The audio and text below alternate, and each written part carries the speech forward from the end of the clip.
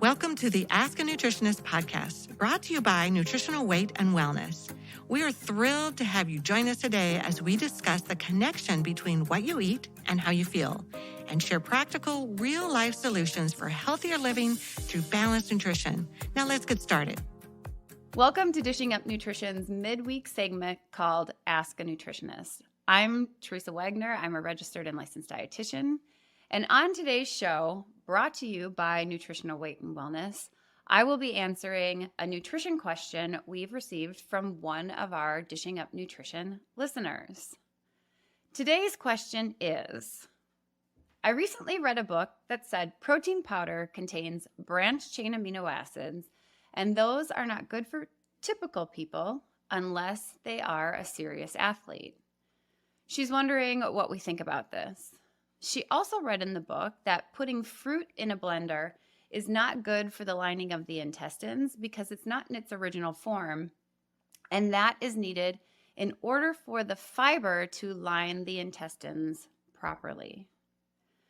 I'm going to start the podcast with answering your question right away and then give the explanation following that brief answer. So first off, no, I do not agree with either of the statements in the book that you read. Branched-chain amino acids are required for the health of all people, and in standard protein powders, there isn't excessive amounts of protein or excessive amounts of these branched-chain amino acids.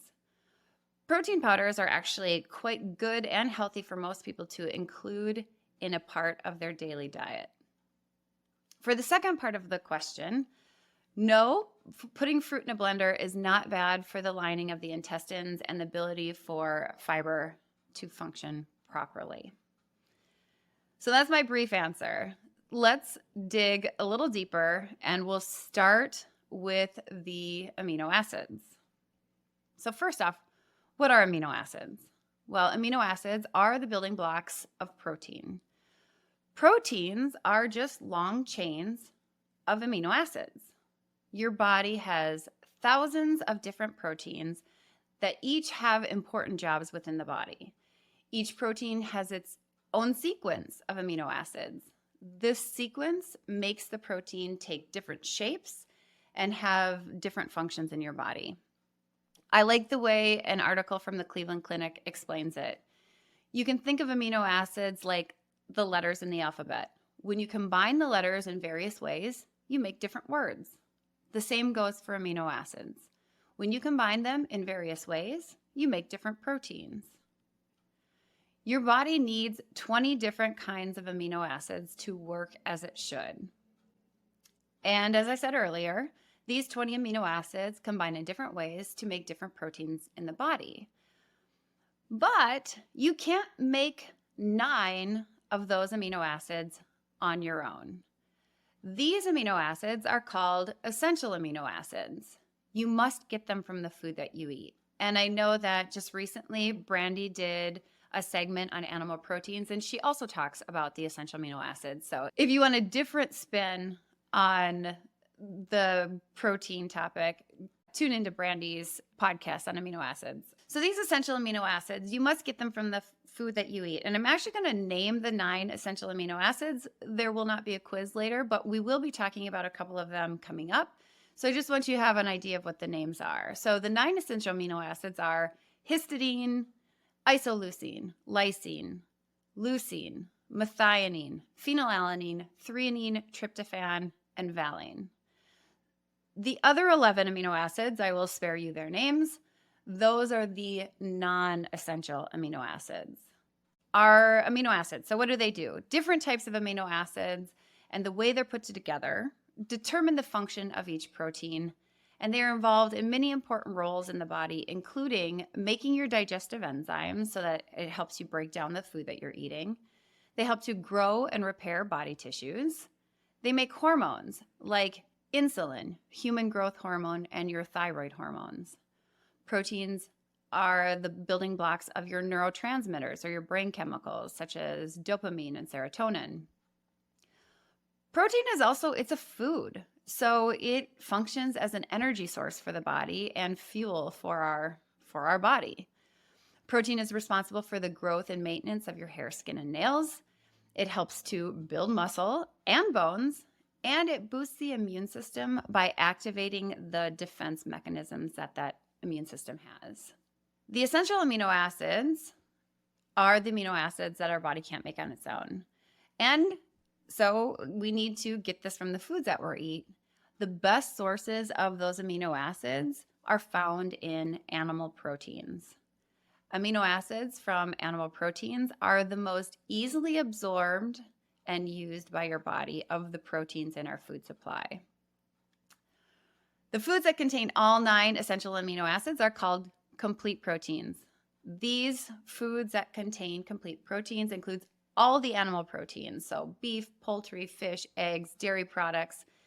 But there are some plant-based sources that are complete proteins, and that would include some foods like soy, quinoa, buckwheat. They do have all 9 essential amino acids as well. Foods that contain some, but not all, of the essential amino acids are called incomplete proteins. These foods include nuts, seeds, beans, and most grains. So if you follow a vegetarian or vegan diet, you need to include several different types of these incomplete proteins to ensure that you're making complete proteins, or that your body is getting all 9 of those essential amino acids. Okay, so back to the question.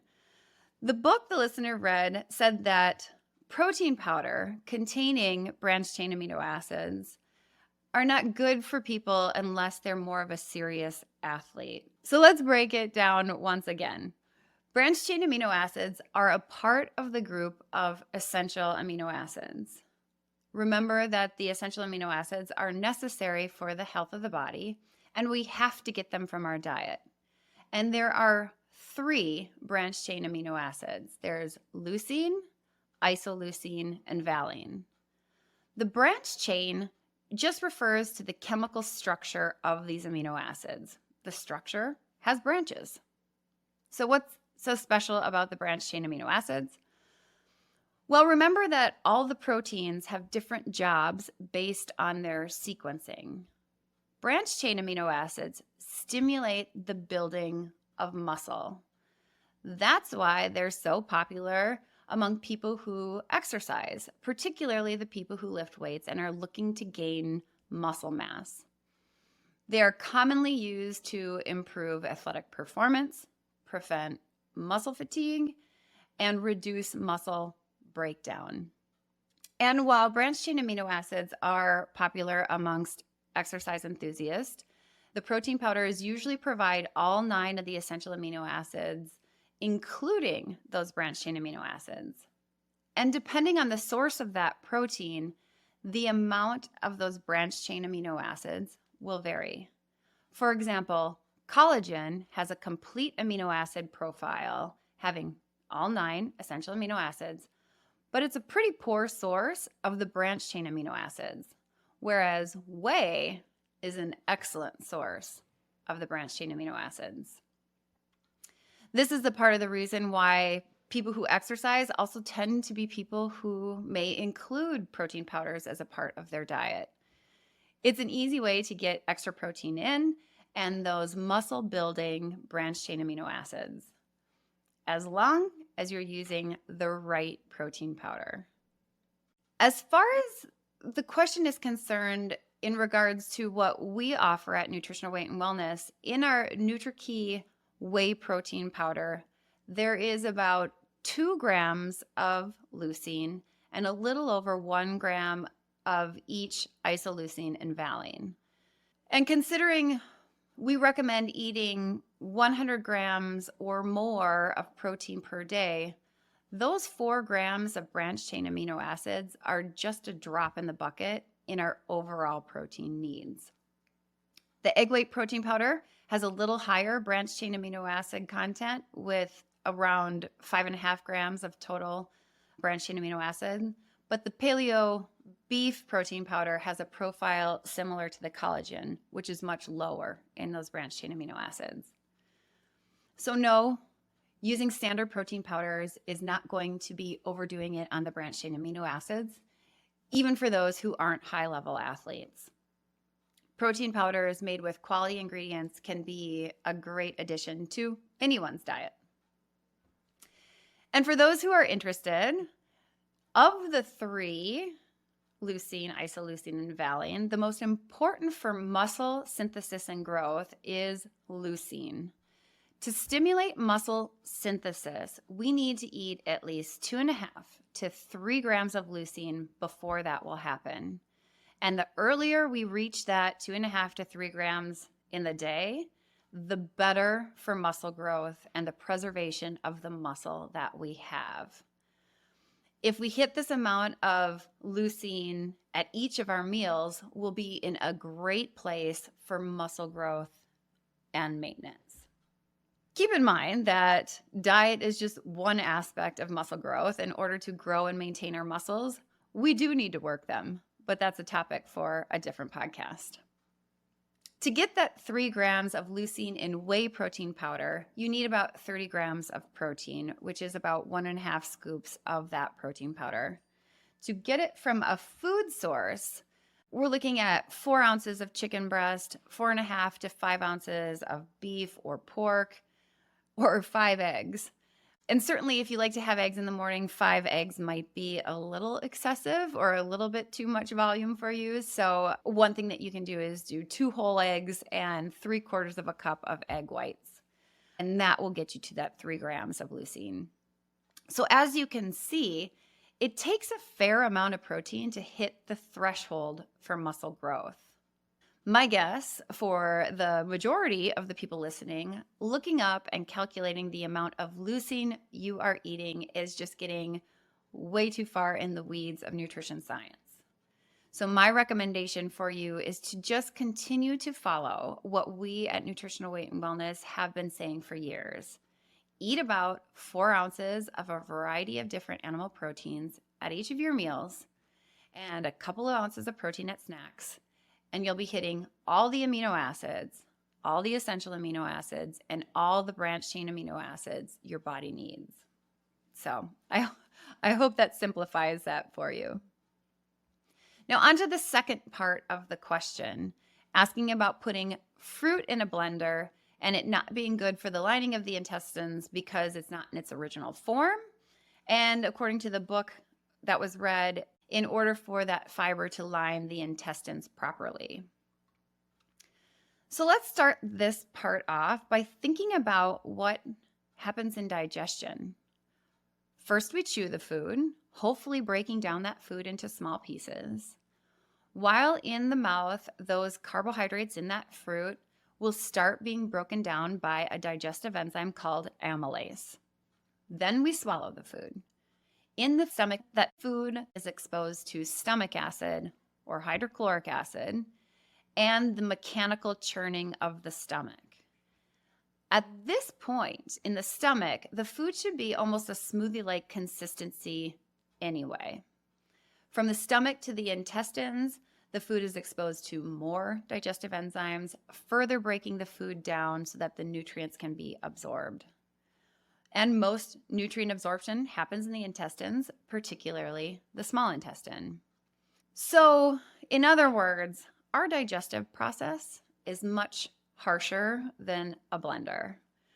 Going further, generally when someone is saying that blending fruits and vegetables destroys the nutrients, what they're talking about is blending causes oxidation of those fruits and vegetables. So exposing more of the fruit surface to air, which can cause nutrient loss. You can think about that like when you cut a banana and you expose it to air, how it browns, that's oxidation. And while there might be some nutrient loss, so this might be a true statement, there might be some nutrient loss, that loss, it's really not that significant. First of all, not all nutrients are antioxidants. So nutrient loss through oxidation is a non-issue for nutrients that aren't antioxidants, like the B vitamins and fiber. And for the nutrients that are antioxidants, like vitamin C and vitamin E, copper, selenium, zinc, nutrient loss through oxidation, well, it takes time. So when we blend our protein shakes and then drink them, there isn't much time for that loss to happen. As far as the fiber is concerned, fiber is a type of carbohydrate, but unlike other carbohydrates that are broken down into their digestible sugars, fiber remains intact, not able to be digested. Because of this, it passes through the intestinal tract virtually unchanged, which means that it stands up to the grinding of your teeth and molars, to your saliva, to the digestive enzymes, the stomach acid, and it remains unchanged through all of this. So if fiber can withstand all of that, certainly blending it in your blender is not going to destroy it either. But I do like to back up my statements with some research. So here you go. In the Journal of Nutrition and Food Sciences from 2017, an article titled "Fibrous Cellular Structures Are Found in a Commercial Fruit Smoothie and Remain Intact During Simulated Digestion." So keep in mind that this is a commercially made smoothie. So it's likely that the blender that they're using is much more powerful than our home blenders. In this study, it was shown that a commercial sample of the smoothie has a high concentration of intact fruit cells, which then are preserved during digestion. This indicates that smoothie processing would offer similar benefits to whole food fruit consumption for the people who are eating them. Basically saying that the smoothies have similar benefits as eating the fruit whole. And that's what we would say too, as when you're making your protein shakes, when you're throwing your berries or your banana or whatever you're putting in your protein shakes, that really the benefits of those berries would be the same as if you're just eating them or if you're blending them. There is another study that was published in the International Journal of Food Science and Nutrition in 2019. The title of that study was "The Glycemic Index, the Glycemic Load, and the Dietary Fiber Characteristics of Two Commercially Available Fruit Smoothies." That's a mouthful. The results of this study showed that dietary fiber was still present in those smoothies after processing. So once again, the fruit is intact enough for it to be just as beneficial as eating the whole fruit, and the fiber is still present so that we still have it for all the wonderful digestive processes that it helps with. So I hope that answers your question. Thank you so much for that question. And thank you so much for listening to Dishing Up Nutrition's Ask a Nutritionist. If you have a nutrition question that you'd like us to answer, we invite you to join our Dishing Up Nutrition Facebook community by searching Dishing Up Nutrition on Facebook. This private group is moderated by nutritional weight and wellness nutritionists and nutrition educators and provides our Dishing Up Nutrition listeners with a safe, supportive community to ask questions, share ideas, and get inspired.